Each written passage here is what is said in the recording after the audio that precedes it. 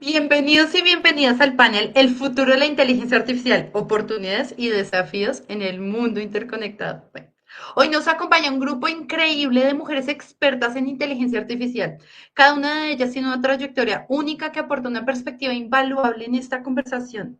Es un honor, de verdad, un honor estar aquí con este panel excepcional para hablar sobre el futuro de la inteligencia artificial. Y quiero empezar presentándoles a nuestras panelistas. Laura Vanderburg es Data Scientist, Data Engineer, es una profesional que personifica el coraje y la dedicación al servicio comunitario.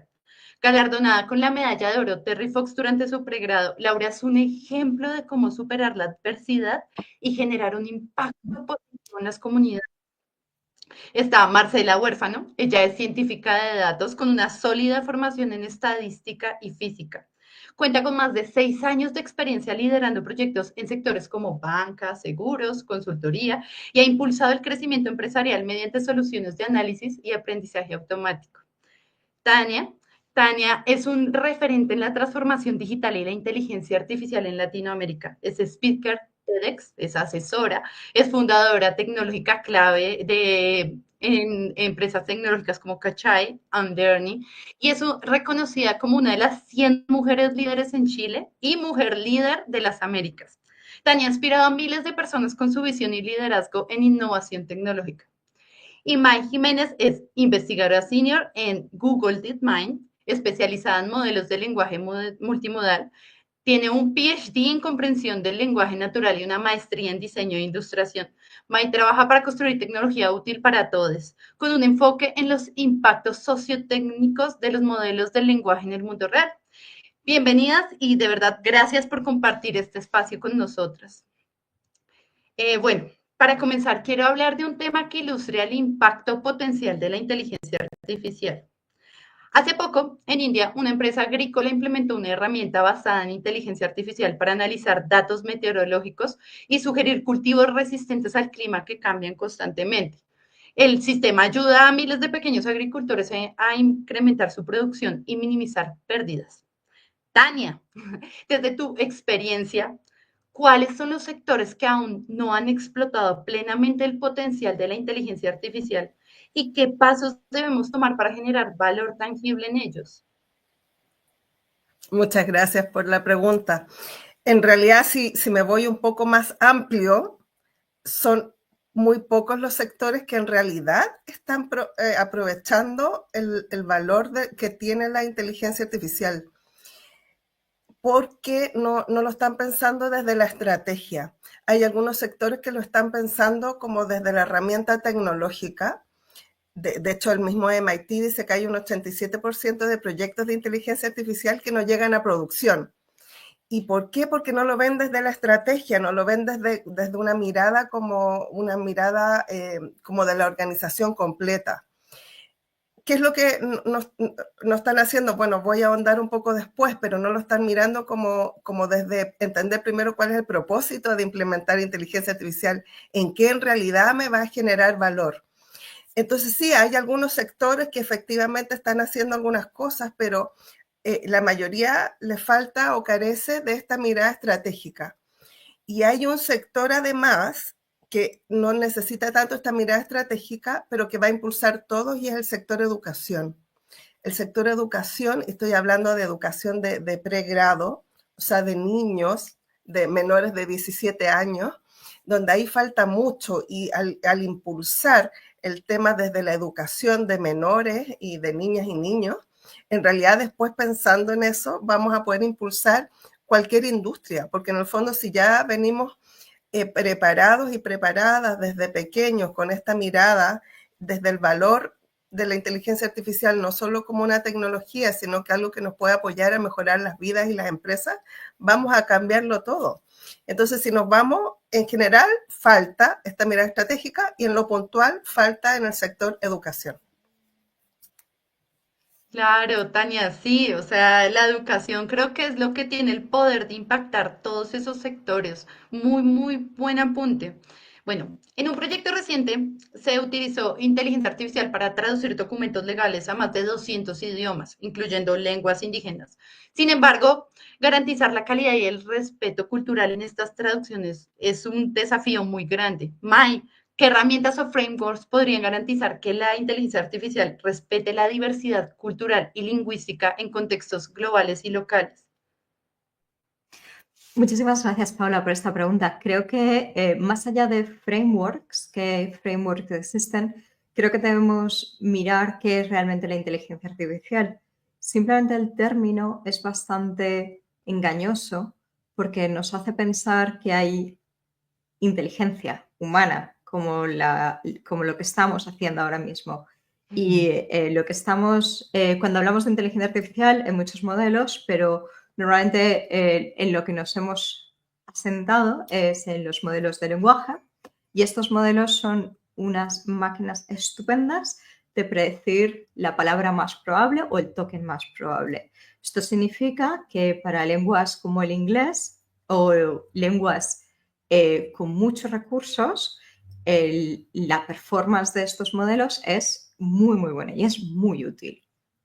Pero obviamente tenemos el caso de los recursos, de los idiomas con menos recursos. Y aquí tenemos que preguntarnos los parlantes de lenguas infrarrepresentadas qué es lo que queremos. Las comunidades tienen que ser autónomas para decidir si quieren que esos recursos forman parte de los corpus de entrenamiento o no. Es una decisión que cada comunidad debe tomar. Y cuando traducimos textos legales que tienen una implicación en cómo nos interactuamos entre nosotros, tenemos que plantearnos cómo de seguros estamos en ese problema, en que sea real. Entonces, yo creo lo que me gustaría impartir aquí y hacer un llamamiento a todas las comunidades, todas las personas que forman parte que hablan idiomas más pequeños o que menos representados, que se planteen y que alcen la voz y que decidan qué es lo que quieren hacer con sus recursos, que son muy, muy válidos.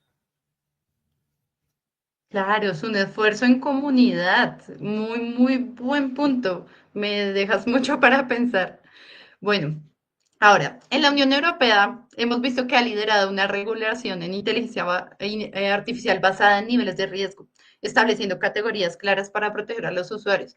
Esto plantea una pregunta muy importante. Y esta es para Laura. Laura, desde tu perspectiva, ¿cómo podría adaptarse un enfoque similar en América Latina sin sofocar la innovación, considerando las particularidades sociopolíticas de esta región? Gracias por la pregunta. Creo que es importante tener en cuenta el contexto en el que esto se está aplicando. Sesgos, los sesgos, por ejemplo, se suelen manifestarse de manera más fuerte de manera socioeconómica, a nivel de desigualdad socioeconómica. También tiende a manifestarse. Creo que la educación es un punto muy importante porque tiende a manifestarse también en cuanto a cómo se reflejan o cómo están construidos los sistemas de gobernanza tecnológica. Quiere decir que normalmente no hay regulaciones o estructuras robustas para la supervisión tecnológica, cómo se está utilizando, cómo se está desinformando, cómo se está manifestando en la comunidad. Me gustó muchísimo la primera pregunta y la segunda pregunta también, porque creo que la educación y respetar la diversidad cultural y lingüística es muy importante. Creo que un problema muy grande normalmente es que se suele poner como confianza ciega en la inteligencia artificial cuando el valor y el trabajo humano es súper importante para asegurarse de que las cosas estén funcionando bien. Entonces, lo primero que yo haría es poner la participación ciudadana en la primera ronda, asegurarnos de que la educación sea fuerte, que haya ya sea como reglas o guías, no reglas, pero más bien como guías sobre en el uso de transparencia, qué tipo de inteligencia artificial se está utilizando, cómo es que la inteligencia artificial está tomando decisiones, quiénes fueron las personas o quiénes son las organizaciones detrás de la inteligencia artificial y cómo es que ellos están tomando las decisiones o cómo es que fue el modelo desarrollado. La transparencia creo es una de las cosas más importantes. Esa es una. La segunda, educación. Y la tercera, entendimiento de cuáles son problemas socioeconómicos o problemas culturales que hay en la sociedad antes de poner reglas. Qué respuesta tan completa, muy, muy, muy buena, muchas gracias. Bueno, ahora, recientemente una empresa colombiana empezó a usar inteligencia artificial para analizar patrones de consumo de energía en zonas rurales, optimizando el uso de paneles solares. Aunque la tecnología está disponible en muchos lados, hay muchas empresas que enfrentan estas barreras para adoptarla. Marcela, dado que muchas industrias tienen acceso a la inteligencia artificial, pero enfrentan barreras para su adopción, ¿qué estrategias de implementación podrían maximizar el impacto, especialmente en economías emergentes como la colombiana? Bueno, Paula, gracias por traer este ejemplo local a colación. Coincido totalmente con Tania y con Laura que el primer eslabón debe de ser pues la formación en inteligencia artificial, porque si bien lo mencionas, algunas veces está la tecnología dispuesta a nuestro servicio, pero desafortunadamente como usuarios no sabemos interactuar adecuadamente con ella. Es por eso que yo considero que es fundamental tener acceso a programas de inteligencia artificial a nivel fundacional, pero también con casos de negocio, que permita ver casos de éxito de estas implementaciones y de esta manera aterrizar las soluciones. Porque no es lo mismo tener el fundamento teórico, por ejemplo, de una segmentación, que es un modelo de estadística descriptiva multivariada, a pensar en una segmentación de clientes, por ejemplo. Eso va a traer mucho más valor y va a hacer que se tenga un referente de lo que posiblemente tú puedas hacer en otro escenario. Porque algo muy bonito, por ejemplo, de las metodologías de estadística es que ellas se adaptan a diferentes contextos, ¿cierto? Entonces, siento que los casos de negocio aterrizados son un pilar fundamental para avanzar en la adopción. Por otra parte, cuando ya se tiene la formación, pues es necesario desarrollar proyectos pilotos que permitan entregar valor a etapas tempranas y no diseñar proyectos, digamos, de infraestructuras supremamente complejas y que, como decía Tania, pues que en el 87% de los casos no llegan a producción, es decir, no se van a utilizar para tomar decisiones, ¿verdad? Estas POC normalmente, digamos, son desarrollos más pequeños, pero parte de su éxito es que logren ser flexibles en cuanto a la adaptabilidad. Es decir, tú arrancas con un modelo sencillo, pero luego lo vas complejizando y en todas las etapas vas entregando valor. Entonces, esa es otra manera de, digamos, de aprovechar la tecnología y entregar rápidamente resultados. Y bueno, en el caso de la compañía colombiana que tú nos mencionabas, seguramente algo que ya tenían, y es como el tercer pilar que quiero abarcar, es la inversión en infraestructura. Porque para trabajar con inteligencia artificial es muy importante, por ejemplo, tener los datos centralizados, ¿cierto? Y algunas veces hay compañías que no los tienen y a pesar de ellos quieren realizar modelos complejos, y desafortunadamente, si no tienen unos datos centralizados, un buen data governance, va a ser muy difícil que logren avanzar en la adopción de soluciones más complejas, ¿cierto?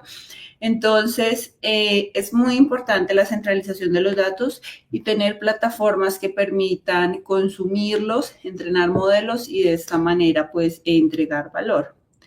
Y parte de ello está también en la evaluación de estos algoritmos, porque si bien los modelos se entrenan con unos datos y generan inferencias, pues hay que ver cómo funcionan estos modelos con los datos que no han sido vistos por el modelo.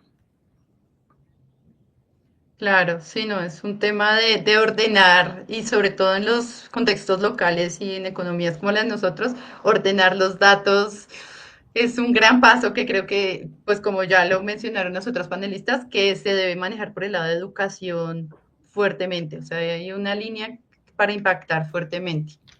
Bueno, en un mundo laboral en constante cambio, hemos visto cómo empresas tecnológicas están contratando perfiles híbridos que combinan habilidades técnicas con creatividad y pensamiento crítico. Esto me lleva a preguntar, Tania, ¿cómo podemos equilibrar la demanda de habilidades técnicas con la necesidad de incorporar perfiles de humanidades, arte, derecho en el desarrollo de tecnologías de inteligencia artificial? Es que justamente lo que tenemos que hacer es tener una diversidad. Bueno, sí, hemos hablado mucho de la diversidad, pero ¿qué pasa con la inteligencia artificial? Si nos ponemos a pensar, esta es una tecnología que nunca antes había sucedido con otras tecnologías que tuviera tantas implicancias que no son tecnológicas. Tiene implicancias de derechos humanos, tiene implicancias de ética, tiene, bueno, ahí está el tema de los sesgos además. Tiene implicancias reputacionales para las organizaciones, o sea, si las respuestas vienen sesgadas o poco equitativas, finalmente quien tiene que ser responsable es la organización, ¿cierto? La que está, digamos, entregando esas respuestas. Entonces, necesariamente, y vuelvo al tema de la estrategia, cuando lo pensamos como estrategia empresarial, tenemos que armar un equipo de gobernanza de inteligencia artificial. Y este equipo de gobernanza necesita diversidad. Tiene que estar involucrada las distintas áreas de la organización, el área de negocio, de recursos humanos o personas, de tecnología, por supuesto, de compliance. Entonces, para eso, si nos damos cuenta que necesitamos todas estas áreas, necesitamos entonces diferentes también áreas del saber para poder llegar a esto que realmente lo que logremos implementar y especialmente los resultados que nos entregue la inteligencia artificial, ya sea hacia el interior de la organización o hacia los clientes, sean realmente justas y equitativas. Y para eso no nos sirve tener todos los perfiles solamente tecnológicos, sino que necesitamos estas otras áreas. Y también volvemos como a la educación, volvemos un poco atrás. Cuando venimos desde antes ya venimos con eso más claro. No necesariamente en las empresas antes no se hablaba ni siquiera de los sesgos, entonces tenemos que entender qué es eso primero. Después tenemos que entender por qué nos importa. ¿Por qué es importante? Porque también me ha pasado en algunas conversaciones que me dicen, bueno, y todas las personas tenemos sesgo, y es verdad y lo tenemos que asumir, pero también desde este punto de vista, ¿por qué nos importa? Entonces, si para eso, si somos solamente el ámbito de tecnología, no, en realidad a lo mejor no logramos comprenderlo bien. Entonces los equipos necesitamos también personas más desde las humanidades, de sociólogos, gente experta en ética, para que realmente logremos implementar sistemas de inteligencia artificial, pero con respuestas y resultados más equitativos y justos. A mí me gusta pensar en que no dejar como que la inteligencia artificial se vaya desarrollando como sola en la humanidad, como soltarla, sino que en el fondo nos hagamos como responsables desde nuestra vereda, desde nuestro lugar, para nosotras y nosotros en el fondo encaminar hacia dónde queremos que vaya la inteligencia artificial, que por lo menos desde mi punto de vista me gustaría que fuera a lograr un mundo más equitativo y más justo. Y para eso necesitamos de todos los saberes. Y eso es algo que las organizaciones se tienen que dar cuenta para también ir reclutando y captando y atrayendo diferentes perfiles. Claro, con una tecnología que tiene tanto impacto en tantos sectores, es necesario escucharlos a todos. Bueno, en países de habla hispana, iniciativas como plataformas educativas basadas en inteligencia artificial están reduciendo la brecha digital al brindar acceso a cursos en comunidades remotas, pero la brecha sigue siendo significativa. May, ¿cómo puede la inteligencia artificial democratizar el acceso a la tecnología y al conocimiento en estas regiones? Muchísimas gracias por esa pregunta, Paula. Además, me parece que está uniendo todo lo que estábamos hablando. Tania, Laura, Marcela han hablado de la educación y el problema real que tienen las comunidades es que no tenemos tanto acceso a la educación. La educación es cara, está en idiomas que no todos hablamos. Yo me imagino un futuro en el cual pudiéramos tener tutores personalizados, adaptados a cada niña, adaptadas a las formas de aprender, adaptadas a las formas que necesitan, creando un currículum ad hoc para cada niña. Pero también debemos ser conscientes de que me ha gustado mucho lo que ha dicho Tania ahora mismo, que hay que enderezar el camino, porque si no, podemos tener máquinas que lo que hagan sean incrementar estereotipos, bulos, sesgos, fake news. Entonces, tenemos esta doble vereda. Creo que es muy complicado saber cuál es la solución absoluta. Tenemos una herramienta y es decisión nuestra qué vamos a hacer con esa herramienta. Podemos ver cómo... os voy a confesar una cosa, mi cosa favorita es ver deepfakes de... ¿Quién es? Bueno, deepfakes de autores famosos explicando integrales. Os prometo que puedo pasar horas viéndolos en bucle.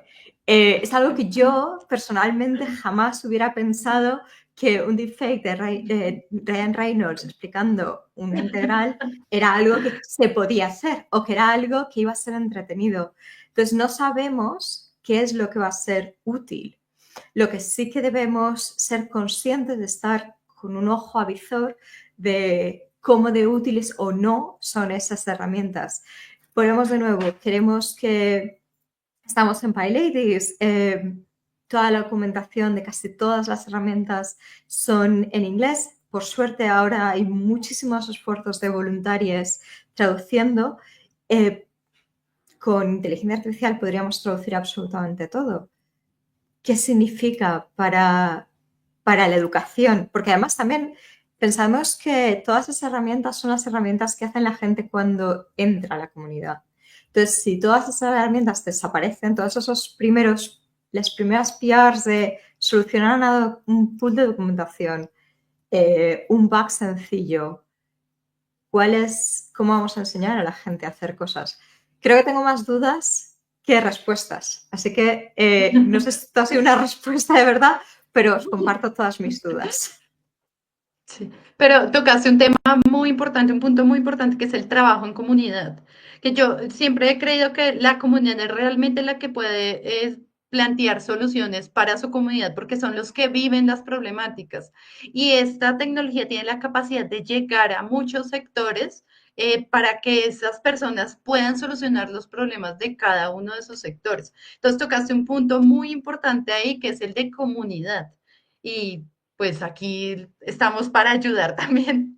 Entonces, bueno, las redes sociales, impulsadas por algoritmos de recomendación, han transformado la manera en que interactuamos. Sin embargo, también han sido acusadas de contribuir a problemas como la soledad, el aislamiento social. Laura, ¿cómo puede la inteligencia artificial fomentar conexiones humanas más profundas en lugar de erosionarlas? Esa pregunta es tremenda porque todos estamos conectados con nuestro celular todo el tiempo. Nos llega una notificación, PIM celular. Estamos conectados en WhatsApp, estamos conectados en Facebook, estamos conectados en Instagram, estamos conectados en LinkedIn. Las redes sociales creo que en este momento están infiltradas en básicamente toda parte de nuestra vida, desde social hasta laboral, hasta profesional. Creo que un aspecto muy central acerca de este tipo de plataformas es que recomendación, qué tipo de contenido es recomendado y a quién y por qué. Creo que un ejemplo muy drástico fue a la hora de las elecciones, cuando, por ejemplo, cuando fue un caso de violencia de género de Johnny Depp contra Amber Heard. Esos son ejemplos de cómo las redes sociales pueden ser utilizadas de una manera altamente destructiva, de manera que puede impactar a una persona súper negativa, y no solo para las personas que están involucradas, sino para las personas observando. Básicamente, las redes sociales pueden ser utilizadas para fomentar cierto tipo de culturas, fomentar cierto tipo de opiniones. Entonces, la inteligencia artificial puede ser utilizada en ese ámbito para regular qué tipo de contenido se está generando, si el contenido es dañino o no dañino, y si es dañino que el contenido sea marcado como contenido que puede causar daño a una persona o a un grupo de personas. Me gustó muchísimo lo que Tania estaba comentando acerca de los sesgos discriminatorios, que primero tiene que haber educación. ¿Qué son los sesgos? Por ejemplo, un ejemplo muy claro es que puede haber sesgos y estos sesgos se pueden tocar territorio discriminatorio, por ejemplo, cuando el contenido está afectando a personas de específico género, raza, clase, si tienen disabilidad, etcétera. Entonces, tener educación de qué son estos sesgos y cómo se manifiestan es súper importante cuando se están construyendo los algoritmos. Como Tania comentó, también tener un cuerpo de gobernanza que se dedique a decir estamos siguiendo los protocolos. Creo que la transparencia y la explicabilidad es también súper importante para ese tipo de algoritmos. Cómo es que los algoritmos deciden qué tipo de contenido nos recomiendan o qué tipo de contenido estamos viendo. Y que haya responsabilidad corporativa. Porque es muy fácil decir, la IA lo hizo, fue la IA y la inteligencia artificial es una caja negra que no sabemos, pero las organizaciones detrás de la tecnología tienen que tomar responsabilidad y decir, así fue como tomamos la decisión. Y ahí va otra vez la transparencia y la explicación por qué es tan importante en ese tipo de situaciones. Sí, me recuerdas hace no mucho, creo que fue esta misma semana, que en Australia aprobaron que las redes sociales a menores de edad eran prohibidas, que ha sido un tema bastante controversial, pero pues de que aquí tenemos mucho de qué hablar, pero pues es un tema como para que dejemos ahí, como para que pensemos si eso, digamos, traerlo a nuestros contextos socioculturales sería útil o no. Entonces, bueno, les dejo ahí para que lo piensen porque ahorita vamos a hacer una reflexión de todo. Listo, Marcela, con la automatización creciente de tareas hemos visto cómo ciertos roles laborales están desapareciendo o cambiando. ¿Cómo se redefine el propósito del trabajo humano en la nueva era digital? Bueno, esa pregunta siento que así como dijo Mai, también me genera bastantes inquietudes personales, porque así como Tania lo menciona, la inteligencia artificial y sus aplicaciones tocan muchísimos puntos, digamos, en la esfera humana, ¿cierto? No solamente el componente de tecnología, nos cuestionamos sus aplicaciones éticas, por ejemplo, los derechos de autor, de dónde vienen los datos de entrenamiento, ¿verdad? Y es por ello que no solamente los roles en tecnología se ven afectados. Inicialmente decían, pues, cuando lanzaron los primeros modelos de lenguaje, por ejemplo, que todas estas tareas que podrían ser automatizadas serían como los puntos de quiebre para esos roles, ¿verdad? Pero ahora vemos que no solamente esos roles se transformaron, sino, por ejemplo, yo como científica de datos he tenido que aprender a interactuar con estas tecnologías, a desarrollar nuevos skills. Entonces, lo primero, siento que independientemente del área en la que nos movamos, pues la inteligencia artificial de alguna manera está generando un impacto en nuestro desarrollo laboral. Y es ahí donde la creatividad y la capacidad de innovar juega un papel fundamental, porque, digamos, los modelos de lenguaje, por ejemplo, nos permiten interactuar rápidamente con información, ¿cierto? Antes teníamos Google y nosotros teníamos que filtrar la información, ahora la tenemos asequible mucho más rápido. Y esto lo que nos permite es, digamos, tener más herramientas para ser creativos, para tener un pensamiento crítico, para poder ser un poco más originales. Entonces, por ejemplo, la capacidad de desarrollar nuevas ideas es fundamental, porque los asistentes de inteligencia artificial a la final son esos, son un asistente que nos acompaña, que nos da herramientas, pero pues nosotros somos quienes debemos potencializar eso para desarrollar mejores soluciones. Creo que también dentro de los roles, algo que al menos a nivel personal valoro mucho más es la interacción humana, ¿cierto? No es lo mismo que en WhatsApp me pongan un asistente virtual a interactuar con botones y que yo tenga que ver en dónde encaja mi inquietud, ¿cierto? A tener la capacidad, por ejemplo, de hablar con una persona, ¿sí? Siento que hemos cambiado la percepción de lo que es la atención al cliente, por ejemplo, ¿cierto? Valoramos mucho la interacción, la empatía, la capacidad de escucha, porque como que limitarnos a las opciones, por ejemplo, que nos da un chatbot, algunas veces es incómodo porque tú no sabes en dónde encaja y tú te molestas y dices, pero es que quiero hablar con una persona. Entonces siento que ahí hay un cambio de chip en cuanto a ese tipo de percepción. Por otra parte, pues nosotros debemos adaptarnos a las nuevas habilidades que trae consigo la adopción de la inteligencia artificial en los roles que sea, ¿cierto? Que si automatizas tareas, entonces tal vez tendrás que aprender otros skills o desarrollar mayor agilidad para mover esas tareas. En el caso de la tecnología, pues ver cómo las implementamos de manera ética, ¿cierto? Porque tampoco, por ejemplo, un desarrollador no puede usar Copilot y desplegar ese código. Y como lo decía Laura, si un error sale, pues ¿a quién vamos a culpar? ¿Cierto? Tenemos que reevaluar mucho el uso de estas herramientas. Y es ahí donde yo creo que la sinergia como entre seres humanos y máquinas y algoritmos juega un papel fundamental. Cómo logramos un equilibrio balanceado entre ellos y cómo logramos generar también una cultura educativa que permita sacar el máximo provecho de todos estos recursos con los que actualmente contamos.